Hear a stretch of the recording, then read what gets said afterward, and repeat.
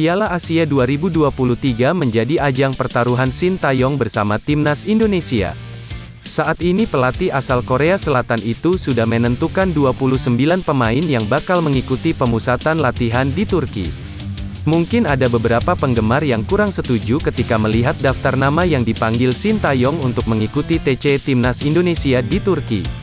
Tak sedikit yang bertanya-tanya mengapa Stefano Lillipali tidak dimasukkan dalam 29 nama tersebut. Padahal jika melihat penampilan Lillipali bersama Borneo FC di Liga 1 musim 2023-2024 terbilang bagus.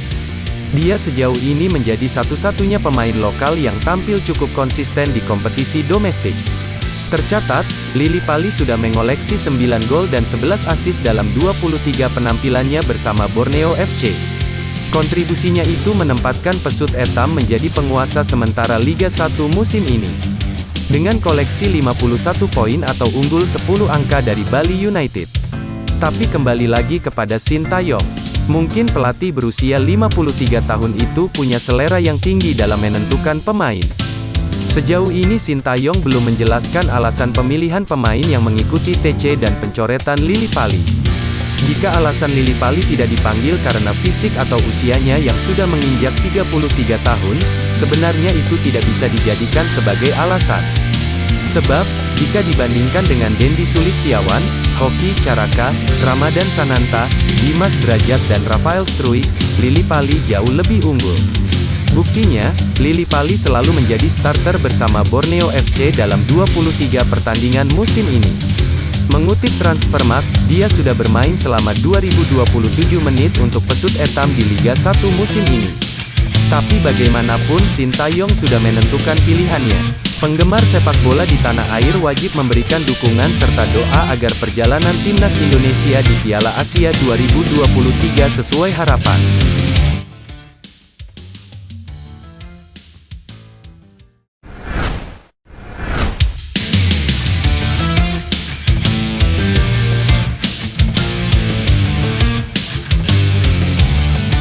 Pihak Ketua Umum PSSI, Erick Thohir, mengonfirmasi bakal menambah 2 nama untuk dinaturalisasi. 2 nama yang dimaksud adalah penjaga gawang FC Dallas, Martin Paes dan gelandang Heerenveen, Tom Hai. Kedua nama tersebut masih dalam proses pendekatan. Satu nama lagi yang diberitakan bakal membela timnas Indonesia adalah bek asal FC Kopenhagen, Kevin Dix.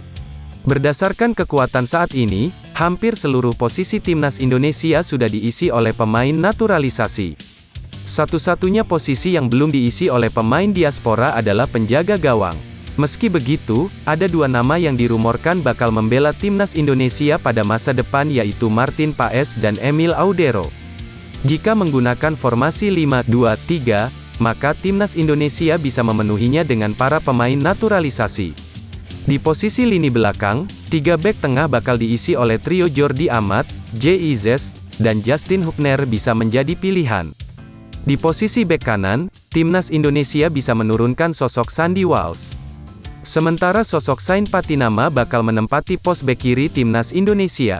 Di posisi gelandang, Mark Klok dan Ivar Jenner bakal jadi dinamo serangan skuad Garuda. Di trio lini serang, timnas Indonesia bisa menurunkan sosok Ragnar Oratmangun, Rafael Struijk, dan Stefano Lillipali.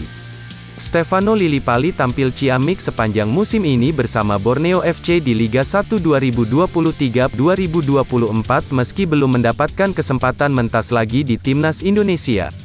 Sebagai catatan, nama J.I.Z dan Ragnar Oratmangun masih menjalani proses naturalisasi. Sementara itu, di posisi penjaga gawang, baik Martin Paes dan Emil Audero belum ada kabar terkini bakal jadi menjalani proses naturalisasi atau tidak. Namun jika susunan tersebut bakal terwujud, dipastikan timnas Indonesia bakal semakin menakutkan. Pasalnya, sebagian besar dari para pemain naturalisasi datang dari pemain yang tampil di benua Eropa.